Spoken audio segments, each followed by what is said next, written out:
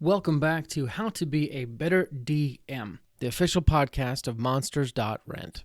I'm Justin Lewis.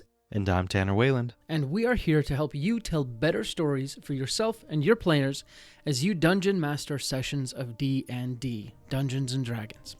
We'd like to give you some quick announcements. We actually have one before the show, and then after the show, if you want to stick around, we have some more announcements then as well. But first, let's talk about this. Tired of being alone? Are you tired of not having any of your players understand you? Are you tired of never truly belonging? Well, you're in luck.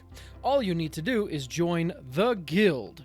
The Guild is a unique and exclusive experience that is only open to Dungeon Masters. It is a full community focused on helping ease your DMing burdens. Want to meet other DMs? Join the Guild. Want to discuss your homebrew ideas with people who would appreciate it instead of just telling your cat? Join the Guild. Want to find a place where all your wildest dreams will come true? Join the Guild. Go to monsters.rent/guild and sign up today for free. Wait, that can't be right. Chuck, can you check this again? Is this supposed to be... What? Oh, they're serious? It's free? Oh, okay. All right. Yes, go to monsters.rent/guild and sign up today for free, even though they are crazy for giving this away for free. Common side effects may include burping, sneezing, laughing, breathing, hearing, listening, tasting, farting, critting, sarcasm, and in extreme cases, explosive diarrhea. Awesome. With that out of the way, we can get into today's show. Hello, and welcome to How to Be a Better DM. My name is Tanner Wayland, and together we will learn about how to prepare the best adventures and environments for our players to enjoy. And of course, for us as DMs as well. I hope you're all doing well. I know I am. It's been a busy week, but I always enjoy taking a second and sitting down and sharing some tips about how to be a better DM, like the title says.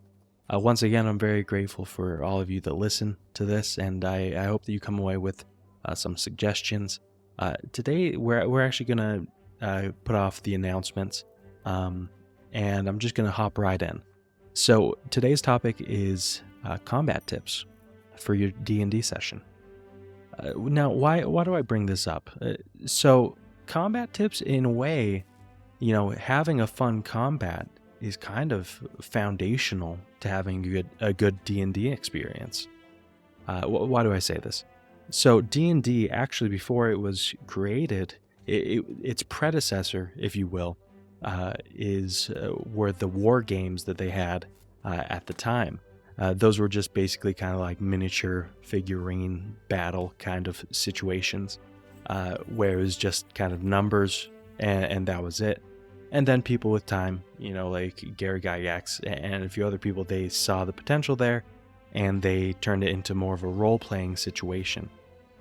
So in a way, you could say that the combat aspect, more than the role-playing and the conversational aspect, the combat part is almost more foundational, and that's why it's very noticeable when you don't have very fun combats. And sadly, I think that a lot of DMs, and players, it's certainly not a one-person show. If combat's not going great, it's often because everybody's not contributing as much as they could be. But as DMs, you have a lot of ways that you can change it, turn it for the better. I think we've all been there where you and your players, you begin an encounter maybe with a good amount of excitement, but then after a second it starts dragging on and on and on, and then the players are just hoping that this pack of goblins or this swarm of rats will just, die sooner rather than later so that they can get onto the things that they're actually more interested in. And like I said before, that kind of sucks, because if anything, the combat should be an exciting thing for them. And so, aside from players just hoping it gets over, I think a few other scenarios that I've seen where combat has dragged on, not been great, is, a few signs that it's not going well is when the melee types, especially who don't have all these different spells, when the melee types are like, okay, I attack, same as last turn. And you feel the energy just kind of just draining out of their voice. And then, on the other hand, you can see it when the players who have more flexibility, when they're just spending longer on their turn just because they don't know what to do. They want to do something exciting or cool, but they're not sure how.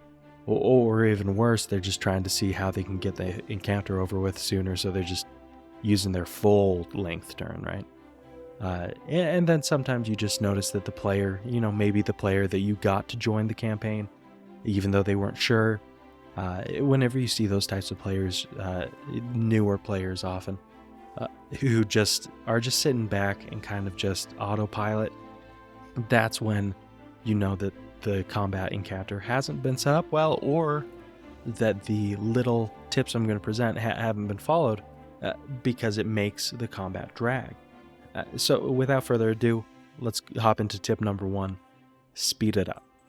I can't tell you how much this will help you. And the reason why, I'm sure you've heard this before, that you should time your turns.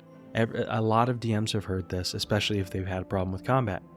But not all of the DMs have actually been able to keep that going.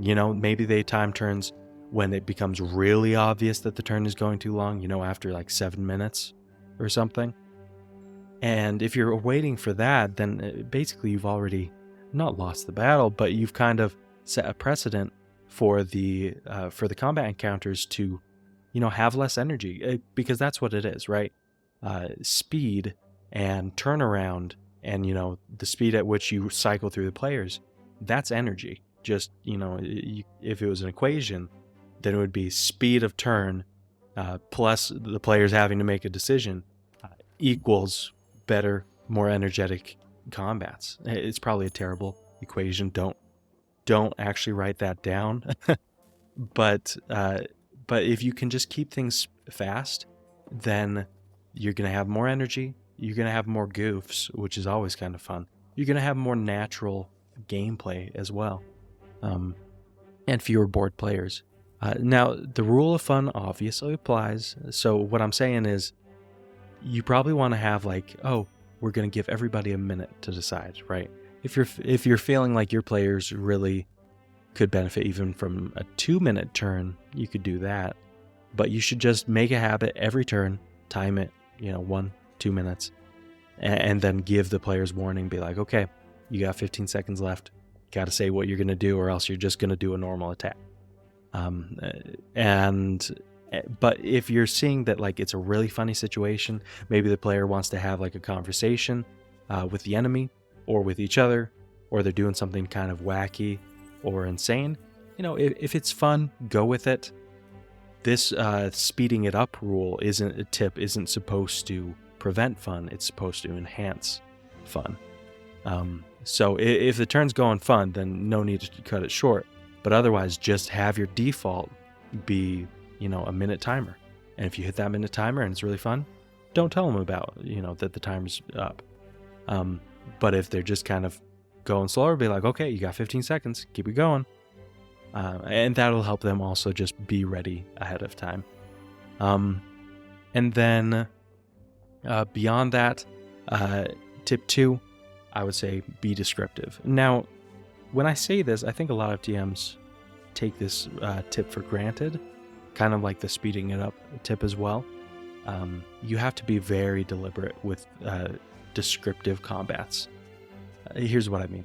First off, you, the DM, have to put in a lot more effort because it comes across as hypocritical, and also it doesn't really set the tone when you're telling your players. It's like, hey, tell me what that normal attack, the third one in a row that they've done, tell me what it looks like. If you're asking that of them, but then your goblin is over there and you're like, okay, goblin swings a sword. Oh, I rolled a 10, not enough to hit. Okay, next turn. If you're not kind of setting the example by being like, okay, roll the dice, then the goblin picks up the sword, or swings towards you, you block it, and as you're close, the goblin snarling spittle from its fangs kind of flies onto your face. and you can see that it's just, in its eyes, it's just hungry. It's hungry for what it thinks that you can give it. Whatever you do, you just have to show that kind of descriptive combat, and then your players will feel better about doing it naturally. Another thing to keep in mind is just set the expectation of descriptiveness, especially if you're trying to keep rounds short. Then you don't necessarily have time to be like, okay, the player said that they were going to strike, with their sword. And then, you have to be like, well, what does that look like? And some players don't love it when the speed and kind of the pace of the action is slowed down by you being like, okay, what does it look like? But if you take the initiative, at the start of the combat to be like, okay, when you say what you're going to do, tell me what that looks like. If you're a warrior, I want to see a beat-by-beat action kind of little scene. If you're a wizard or a warlock, I want to see what you do to make the magic, make the magic happen. Whether that's the spell components that they use, how their character looks while they're casting it, if their hair lifts up because they're about to use some lightning spell or something. Whatever it is, set that expectation at the top of the round, emulate it yourself, and then, encourage players through either giving them inspiration or some other kind of, benefit for their role playing. If you do that, then it'll be much more natural and it'll add a lot of flavor to the combat. Tip 3, teach your players how to fight. A lot of DMs, and a lot of players, there's some players who take to fighting like a duck to water, and others take to it like a brick to water. And that's not anything against them. It's more a matter of what their experience has been. If someone's played D&D a lot, or if they've played D&D with certain groups who are very much about min-maxing and, sharing cool builds for characters, if a player's done that, then they'll probably be more familiar with how to build a fun character to play in combat. But a lot of other people, like for me, when I was getting started, I had a hard time because, I was just using, just the basic, just the very basic info that I found online. I wasn't finding about different archetypes, different spells, different feats. And the play got a little stale for me, frankly. And this was just at the start, and then some people helped me kind of branch out and find out how colorful of a world it is and what kind of characters you can create. You as a DM really need to help that happen for your players, and doubly so for new players. Like my wife, I feel like she hasn't played. Luckily, she made some friends at work who... she was kind of telling me, she's like, oh my goodness, there's this one girl at work and she's like really cool, but she likes D&D. That's kind of weird. And I was like, is it? But regardless, there could be a future where I'm playing D&D with her soon for the first time.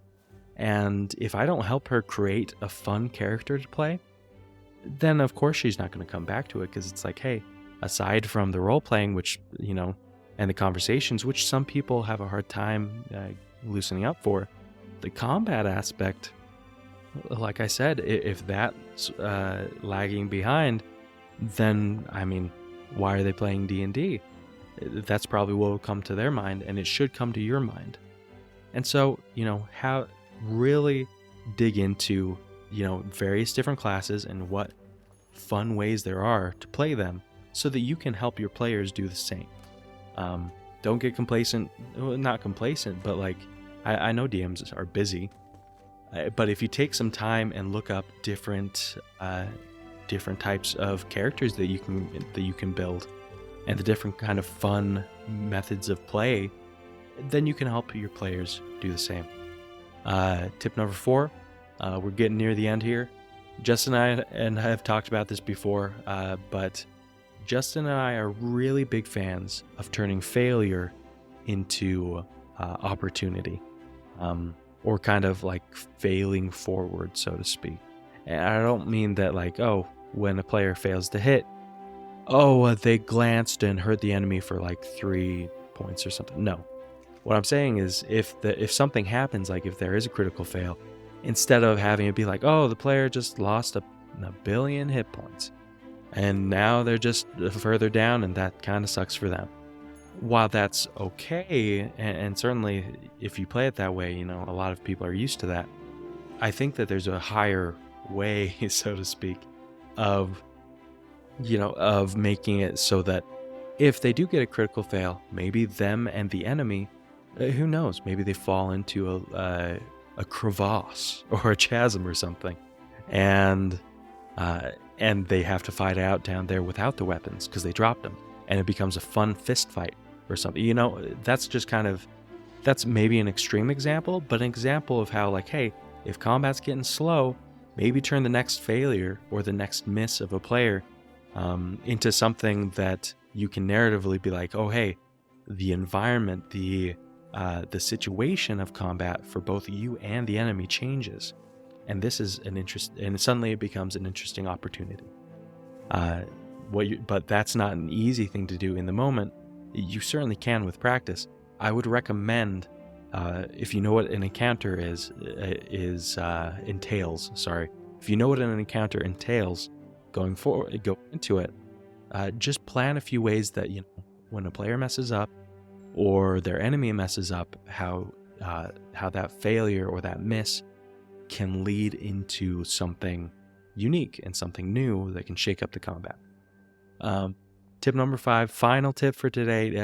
Not the final tip out there for combat, that's for sure. But the final tip I'm going to give you is use the environment. Whether it be traps, the ground that the combat's happening on, or something else. If you can turn a normal fight with basic enemies into something that revolves around kind of a central mechanic, like an environmental mechanic, then suddenly a normal fight becomes an interesting fight.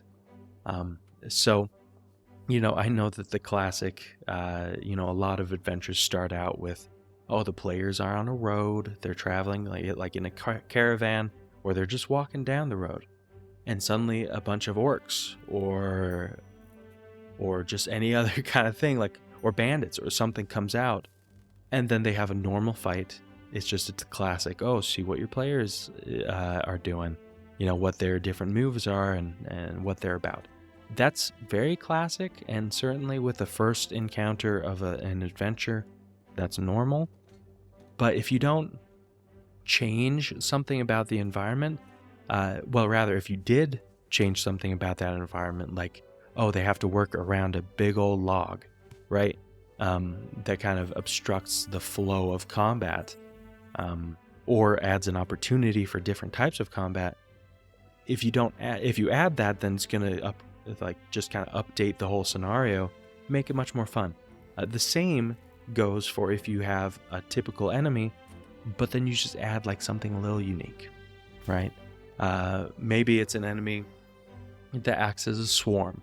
Swarms can be annoying, but it also can be, you know, something different from just like, oh, beat him up, you know, because they have to think about, the mechanics of a swarm and things like that.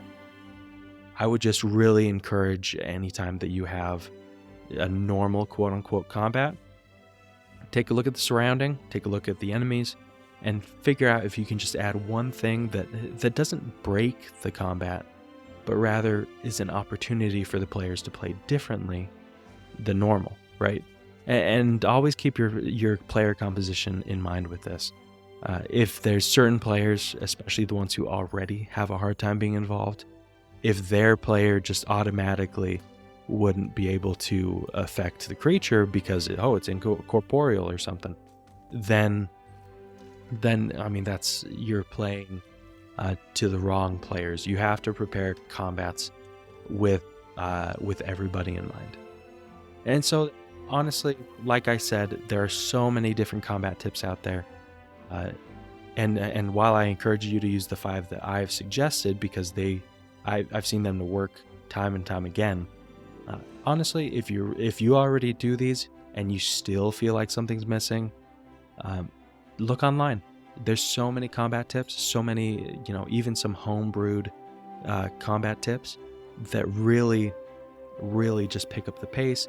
They add flavor, and I can't recommend them enough. So, my friends, I really hope that you have a wonderful, enjoyable time with your friends, whether it's in combats or outside of it. And until next time, let's roll initiative. Thank you for listening to today's show. We really appreciate your support and your patronage. We have a few more announcements to go over.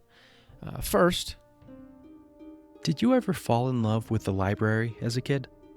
It was a place where you could experience 1,000 stories without having to buy 1,000 books.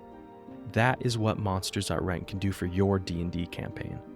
You can rent and swap out as many quality miniature monsters and creatures for your D&D party as you could ever want, without having to buy them. You can rescue villagers from a kobold camp, or lead your party through the fighting forest, or many more adventures. We're coming out with new bundles all the time. Just sign up for our subscription to get access to your own personal library of minis. Go to monsters.rent to find out more. That's the website. monsters.rent. Get your library pass to a world of minis today. we also wanted to let you know that today's episode is sponsored by Stardust and Dragons.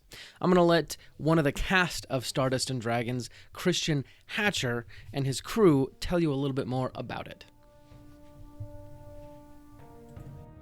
This August, a new adventure podcast is coming to a platform near you, filled with action, You one of the two of them. We can't keep taking hits like that. drama, Everything that she's been doing, everything she's going to do, finally sets in. and stardust. Help! Help! Someone, please! Find out more about this epic odyssey at stardustanddragons.com, where adventure awaits in the stars. That's all the announcements we have today. Again, thank you so much for everything you do for us. You make this show possible. Like we said before, we'll be back next week with another great episode, and until then, let's go ahead and roll initiative.